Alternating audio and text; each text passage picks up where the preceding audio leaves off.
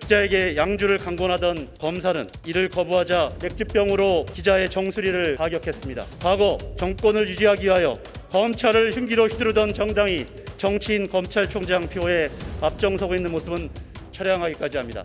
문재인 정부가 말하는 검찰 개혁의 진실은 무엇입니까? 정권 수사하지 말고 살아있는 권력은 거두지 말고 선택적 수사만 하라는 것이 문재인식 검찰 개혁의 목표입니까?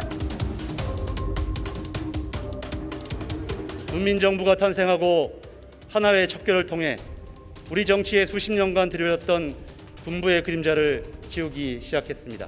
그러나 국민의 피로 군사 독재를 몰아낸 그 자리에 그동안 군사정부의 하수인 노릇을 하던 검찰이 자리를 틀어앉기 시작했습니다. 유신헌법을 만들었던 검사 김기춘은 법무부 장관이 되어 1992년 대선을 앞두고 우리가 남이가를 외치며 지역 감정을 선동했습니다. 불과 몇 년 전까지 박근혜 정부의 대통령 비서실장을 역임하며 국정을 농단했습니다.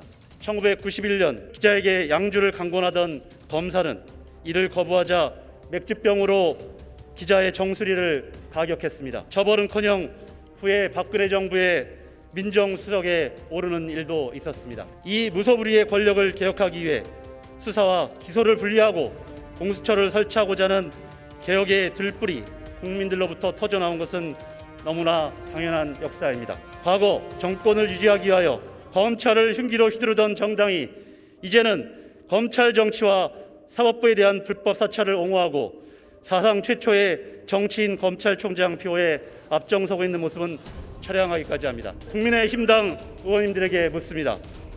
이런 기호가 윤석열 검찰총장을 대선 후보로 꽃감아 태우기 위한 사전 작업입니까? 만약 그렇다면 당당하게 영입 제의를 하는 것이 공당의 모습일 것입니다.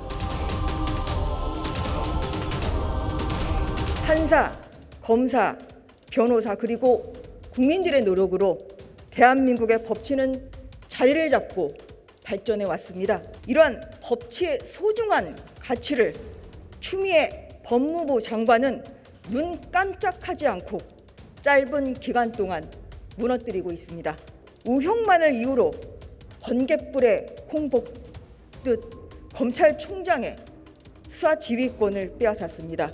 급기야 윤석열 검찰총장에 대한 직무정지와 징계 청구라는 사상 초유의 법치 만행까지 저질렀습니다. 추 장관이 윤 총장에 대한 직무정지를 발표하자 인터넷을 뜨겁게 달군 뉴스가 있었습니다. 바로 조스트라다무스의 예언이 또 적중했다는 기사였습니다. 조국 전 장관은 지난 2013년 트위터에 윤석열 찍어내리기로 청와대와 법무장관의 의중이 명백히 드러났다. 수사를 제대로 하는 검사는 어떻게든 자른다는 것, 무엇을 겁내는지 새삼 알겠구나. 문재인 정부가 말하는 검찰 개혁의 진실은 무엇입니까?